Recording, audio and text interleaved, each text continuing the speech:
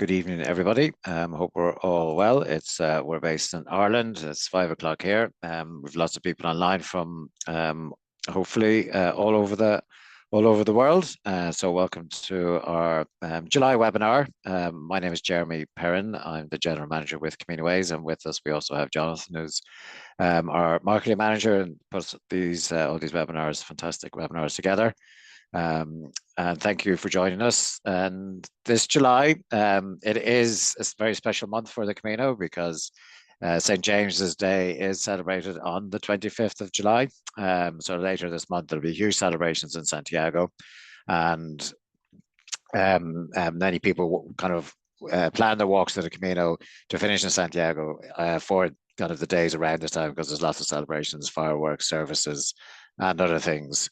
And so that, yeah, is a good time. And we celebrate it here in Ireland as well. And for us and CaminoWays, we bring all our team to Dublin, and we'll have a kind of a Camino walk, or we'll have a bit of a gathering and celebration. We see this as halfway through the year, and yeah, so we might just continue on into the presentation, please. So just to give you a quick bit of background, if you don't already know, at CaminoWays, we started about 15 years ago offering tours on the Camino de Santiago and the Via Francigena. And what we do with that is we offer you walking and cycling tours, and mainly we do accommodation, that's hotels with ensuite rooms in all locations on the Camino. We book those for you. We book luggage transfers, which people love us for. We pick up your bags, we bring them to the next hotel that you're staying in. And then we can offer extra services such as airport transfers. If you're with a group, we can offer you local guides and a more tailored service. And if there's anything else you need that we can provide, we will give you that as well. Our fantastic team are on hand to kind of discuss with you over the phone, on email, and even on live video chat like this. If you want to discuss your Camino plans with them or myself, we're always available. We offer guided and self-guided tours. So guided tours generally are groups who come together and walk the Camino. We also sell our own book on group tours, where you can join people from usually Ireland, England, America, Canada, Australia, walking the Camino.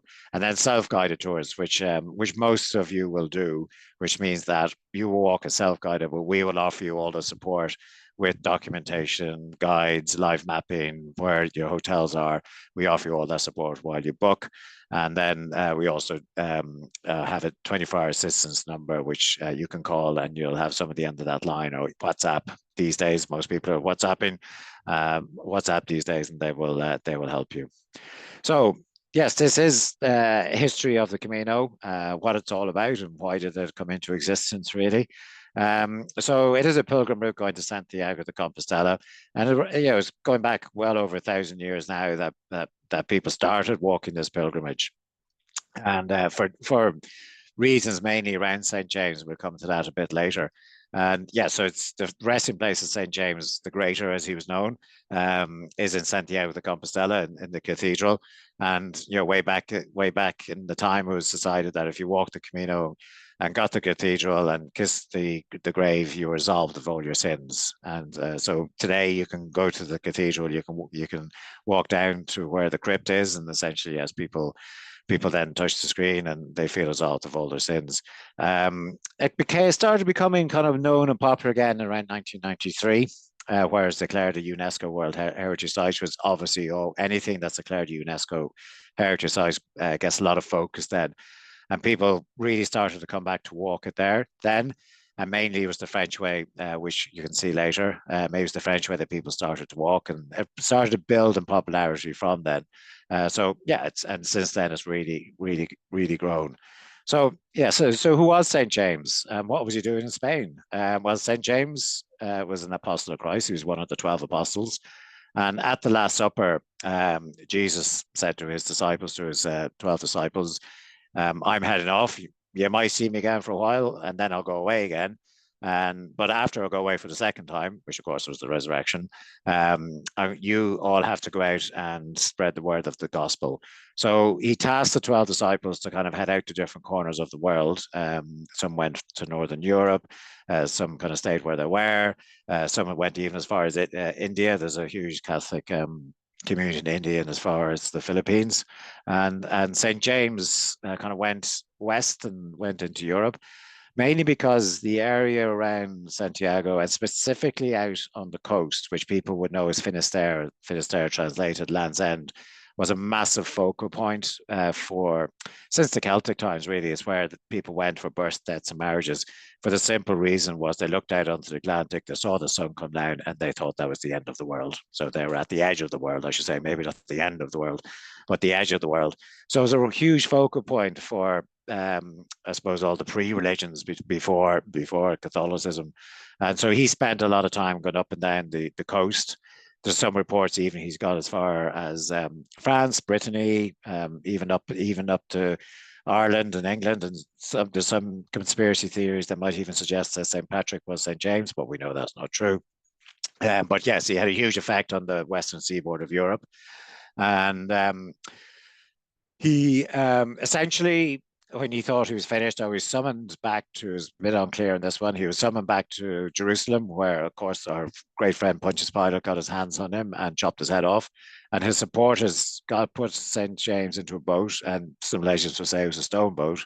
And they sailed him back around to Santiago, up a little estuary where you can walk part of that as part of the spiritual Camino. We'll come to that later.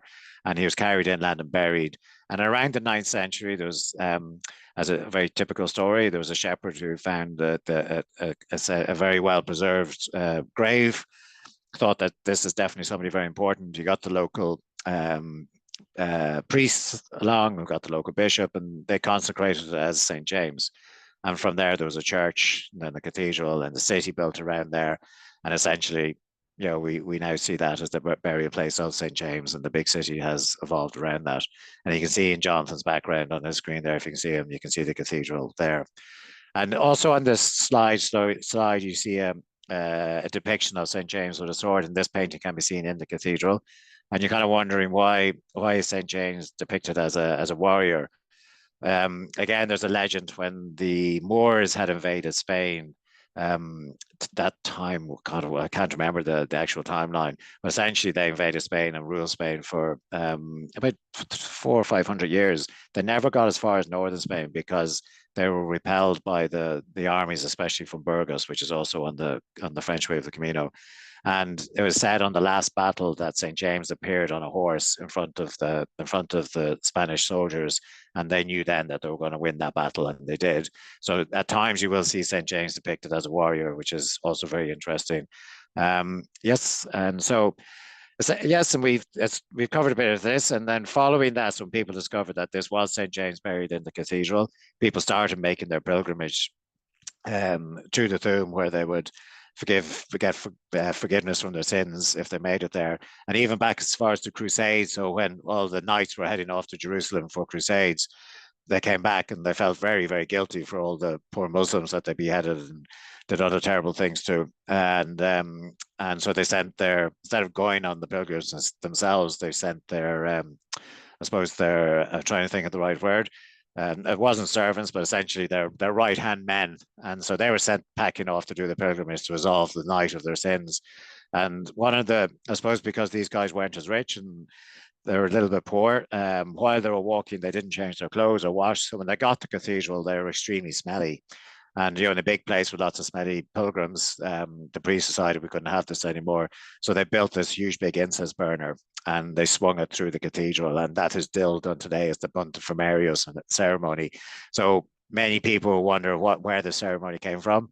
Well, it's essentially an incense burner to remove the smell of smelly pilgrims from the cathedral, which I think is quite an amusing story. But most would report that is true, and it's a fantastic ceremony that you can still see today, and really worthwhile. And then around as we said, around the 1990s, pilgrims started to return to walk the Camino, and at those days it really was sandals and backpacks and sleeping in fields, but it's really built up now to be something very special, where many people can walk the Camino in many different ways, i.e. staying in hostels, staying in hotels, staying in people's houses in some cases. But it has grown exponentially, and it's become a fantastic thing for people to do. I've done adventure travel all over the world, and I've always said, in the 15 years I've been working on the Camino, it's a route that is highly sustainable, gives everything back that you give it. Logistically, it's fantastically easy to do, and also the people of northern Spain respect the pilgrims so much, and they give so much back to them as well, because so much has been given to them from it. So it's a highly respected I suppose, vehicle for people to come and do. And so you no need to worry about coming to Spain to walk the Camino. Everyone's very welcome. And still to this day, and it will be well into the future. So Jonathan, next slide, please. And some of the symbols of the Camino kind of go back to St. James as well. And yeah, a lot of people always ask me, what's the significance of the scallop shell? The scallop shell is on all the direction markers on the direction stones. You see it painted on walls. You see it in lots and lots of places. And funny enough, there's a little bit of a story about the stone that we have there, because essentially the scallop shell came from, you will see lots of pictures of paintings of St. James depicted with a scallop shell around his neck. And on the coast of Spain, on the western coast, western seaboard of Spain, you will find lots of scallop shells on the beach. And so what James really used it for when he was traveling around on foot, visiting, I suppose, the different towns and villages of the area, to teaching the gospel, he used it as a plate. Literally, he'd have his food on it and eat the food from the plate, and also use it for water. So he'd scoop water out of the streams and drink from the scallop shell. And from that, I suppose, legends would say that some of the armies that fought against the Moors used the scallop shells as well as their plate and as their way to drink water. So it became a huge symbol of the area.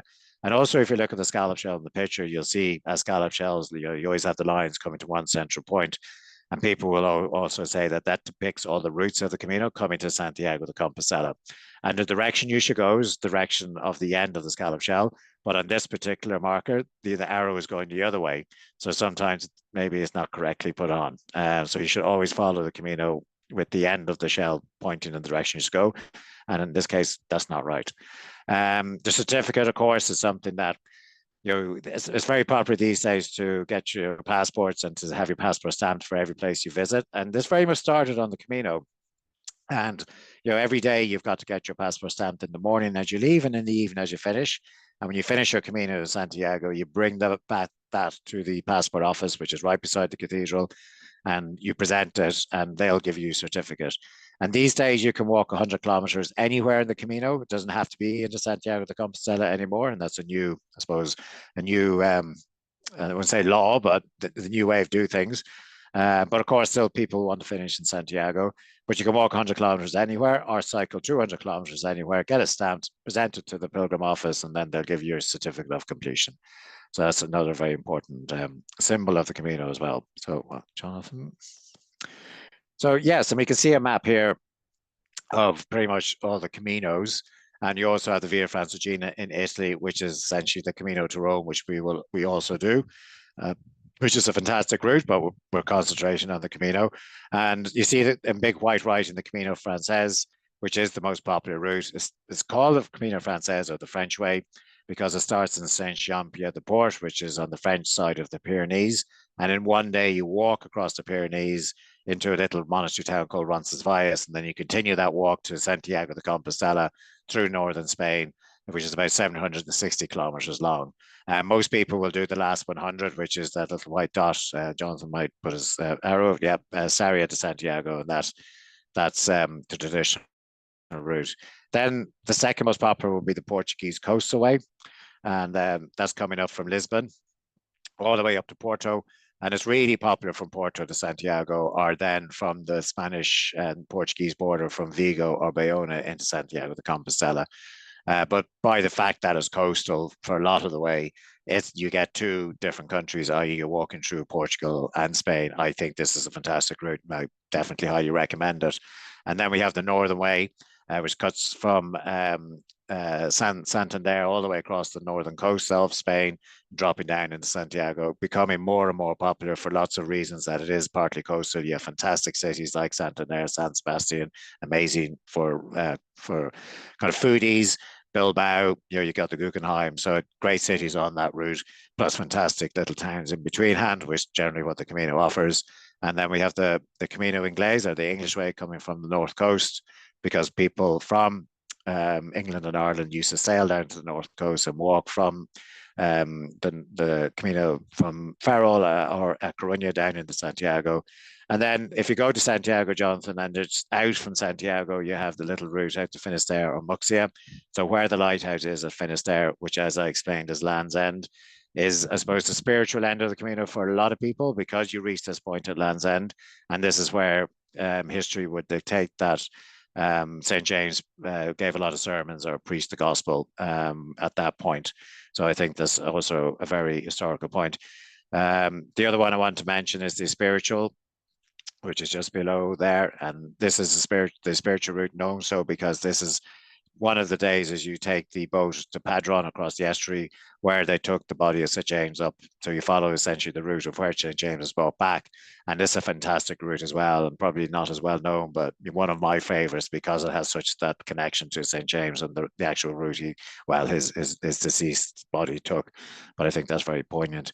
I think we have a bit more description of the routes coming up. Yeah, so as I said, I mean, the real historical routes of the Camino, we've gone through most of these, is the Camino Francés, or the French way, the Camino del Norte, or the Northern way, the Camino Espiritual, the spiritual Camino, the Portuguese way, the Camino Portuguese, or the Camino Finisterre, which is the Camino to the Land's End. And then I think we just a bit more detail of the French way. The French way is definitely the best known because it was the one that came back as first, so from the 1980s. And there was a local Spanish priest who went through the whole route and put little markers down on the route which helped people. And that's that yellow arrow. So the yellow arrow is very significant as well because you'll see that painted on a lot of walls, the sides of buildings, on the road, on trees, pretty much everywhere. And it is this priest in the 80s who put this yellow arrow down because lots of people are getting lost and kind of wandering into central Spain, and people were finding pilgrims all over Spain, kind of, no, you got to go that way. And so it's an incredible, handy thing to do. And it's been kept up throughout. So again, this yellow arrow has become one of the major symbols of the Camino.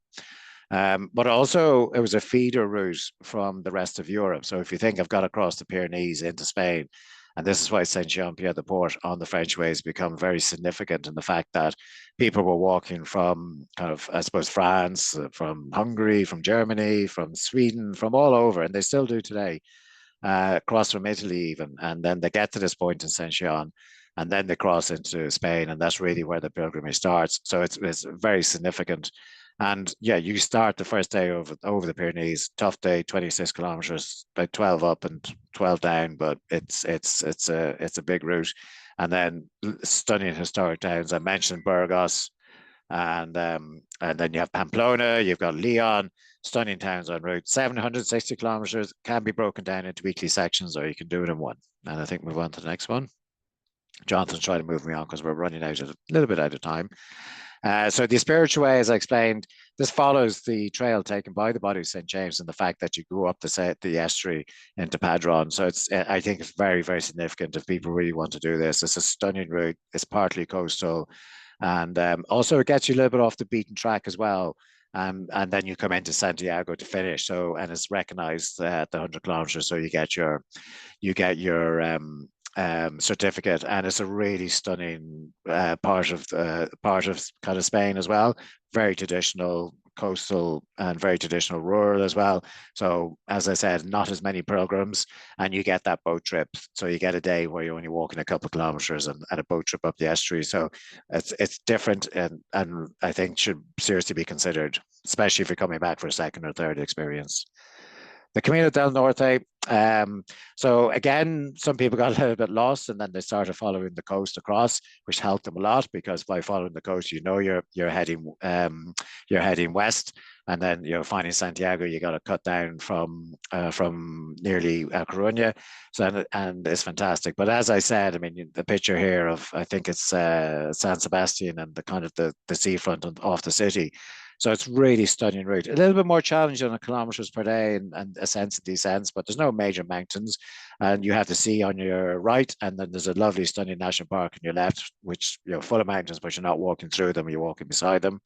And Yeah, it's a great route. You're going again. You have a little bit different culture because you're in the Basque region. The Basque again are Celtic, so you get that the kind of level and instead of and fantastic food as well. So San Sebastian has more Michelin-star restaurants per head of population than anywhere else in Europe, and also it's very reasonable. So you can eat very well for quite a reasonable amount. Move on there, Jonathan, please. And then we have the Portuguese way. So the Queen of Portugal, Queen Isabella, walked this route, if I have it right, around the 12th century, which essentially established this route. And she walked from Lisbon up to Porto and then into Santiago, and then people started following her route. And because a lot of these routes have become known because of, I suppose, kings or queens or princes or even bishops have walked them, and kind of they've detailed what they did, what happened, where they stayed, and these are reputedly our first guidebooks, if you like. And then people started following the route. As I said, you get this mixture of Portugal and Spain, which I think is amazing to get in one experience. Really, from Porto to Santiago is where I would say is the main activity around this area. You have stunning beaches. You've got the Atlantic to swim in. Nothing better than finishing a day's walk and hopping in the sea. Just, oh, yeah, nothing better than that. I've done it a lot and it's the best. A little bit less crowded, but it is becoming more popular. But I always say crowds on the Camino, you hear a lot about that. It's not really true because everybody's hiking, so you're never really enveloped in crowds. And you may be in the evening in the villages and towns, but that's the fun, as we say in Ireland. That's the crack, and so that's the camaraderie of the Camino. This is a fantastic route as well worth it. And I think, do we have one more? And the Finisterre, coming to the end of the world. As I said, from Santiago, you can keep walking out to Finisterre, about 90 kilometers, or extend it to Muxia, which is a lovely fishing village. And it's the traditional spiritual end, if you like, of the Camino. Although the Camino ends in Santiago, you can continue to finish there, and there's the lighthouse at the end. Not a huge amount else, and yeah, stunning. If you want to finish your Camino or extend your walk from Sarria to Santiago, maybe do a few extra days, you can send it out to finish there. We also offer day tours to finish there, so you can do it via coach. So if you're walking Sarria to Santiago or the Portuguese way to Santiago, you can extend your stay in Santiago by 2 or 3 nights, and we can include a day tour there if you don't want to walk it. But the walk is stunning out to this part of Spain as well, so well worth it. And yeah, and so St. James's Day, as I said, is celebrated and will be celebrated next week in Santiago. Lots of masses throughout those couple of days, and they'll be doing lots of swinging off the Bunta So if you've never seen it, Google it and YouTube it. So Bunta ceremony, it is absolutely fascinating. This huge big incense burner swings through the cathedral just in front of the priest who's giving the sermon, and inches from him, and this thing is going. I think I remember, if I'm right, 60 to 70 kilometers an hour when they have it in full swing. And 8 monks pull the ropes to swing it, and it's truly medieval. When you're there, whether you're religious or not, it is something you have to witness, and it's fascinating. There's some incredible fireworks off the main square of the cathedral as well, and like Santiago always has music and dance, and you'll always see music and dance. It's elevated in the square and throughout the little ancient streets around it, and it's well worth it. So it's a fantastic experience, and a fantastic time to be there. Busy, yes, but worth it. And I think when you finish a pilgrimage into Santiago for the celebration around the 25th, and on the 25th, you feel you deserve to be there because you've done the pilgrimage, and it's a good time to book for. And I think, yeah, we're as always, from now until the end of July, we have an offer if you book now of 10% off all routes, so, and including the Camino de Santiago. And with that, you can go in to our website very quickly, create a quote off the main page. Just get a quote. You just put in your dates, put in the number of people traveling, where you want to start, where you want to finish. You can tailor all that. And if you book before the end of the month, you get 10% off. And if you need a little bit of help, just give us a shout on the phone or online, and we can do video chat or over email, and we'll help you create that quote for you. And that's including the Via Francigena, which we haven't talked a huge amount about today because we're concentrating on the Camino. But the Via Francigena is another fantastic route into Rome in Italy. And the discount code is St. James 25, by the way, when you're making that booking. Thank you very much in advance. So I think this is the end. We've done that in about 25 minutes. I hope you've enjoyed it. I'm sure Jonathan's been monitoring the chat and possibly has some questions. If there's any questions, Jonathan, or if anyone has any questions, they can type them into chat there quickly. And if you are typing a question, just to let you know, as I said, you can get a code instantly on our planner. That's our website there, CaminoWays.com. You can email us at info@CaminoWays.com. We are available on the phone at the number there, Ireland 1-525-2886. And then on the contact us, all this information is on the contact us on our webpage. But there's also a link where you can schedule a live webinar chat with myself or one of our team. So no problem to do that.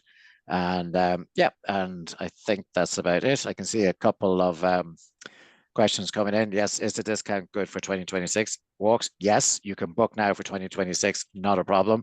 So if you go in and create your quote for 2026, you can book and get your 10% off. That's not a problem. Which route do you recommend for a shorter walk? Any less than a week?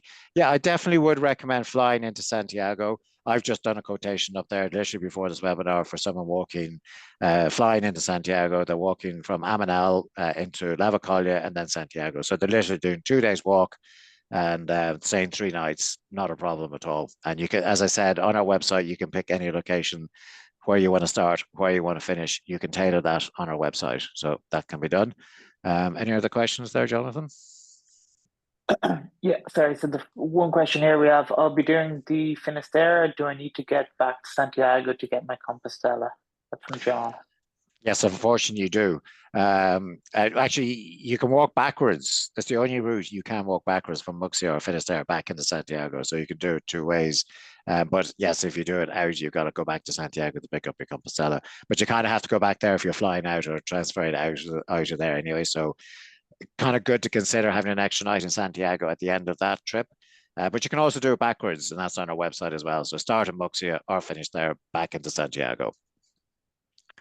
Okay, and Adriana has a similar question. The discount is valid for next year as well, not just this year. Yes, it is. As I said, yeah. We covered that. Yep. So then Kevin has a question. Is it easy to get to Santiago for the 25th by car or Uber? I end on July 26th and want to see. It depends where, I'm not really sure. It depends where you're ending. There's a fantastic website called Rome to Rio. So ROME number 2 Rio, RIO. Put in your start point and end point, and it's going to give you all the options of how to get from one to the other. And it's accurate as well, 100% accurate. Or you can rent a car. Linda, so Linda has a question. What month is best for weather, June or September? I'd say they're both quite similar. Obviously, the later in the year into September, the later you go, the weather is kind of, I suppose, tapering off, and the heat, and then June is tapering up.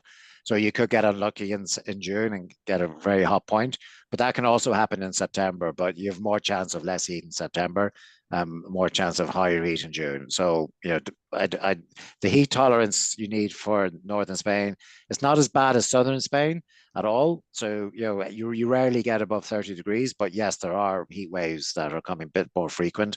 So you just need to be a little bit careful of that. But June is still a good month to walk the Camino. September would be more popular. I think that's all of the questions for now, unless anyone has any last questions.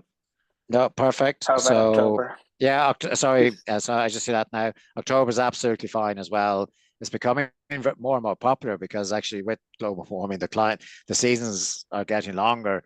So autumn is stretching out more. So it is mild in October and still absolutely fine to do the Camino. You'll definitely get a bit of rain probably, so you need to prepare for that. But that can happen anytime in the Camino as well. But it's you have more chance of it in October for sure. But you're going to be warm still. Yep. will there be discounts also this time next year? Probably. We've done it over the last many, many years. So yes. So yes, there will. Um, so I think, yeah, I think that's it for this evening. Sincere thanks for joining us for our webinar on the history of the Camino and St. James. And we'll be celebrating St. James next week on the 25th. I hope you will be too in some level. And if you're booking with us, best of luck with everything on your Camino. As we say, buen Camino.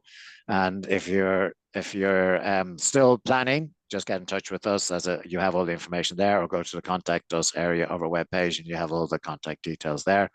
We're always available for a chat.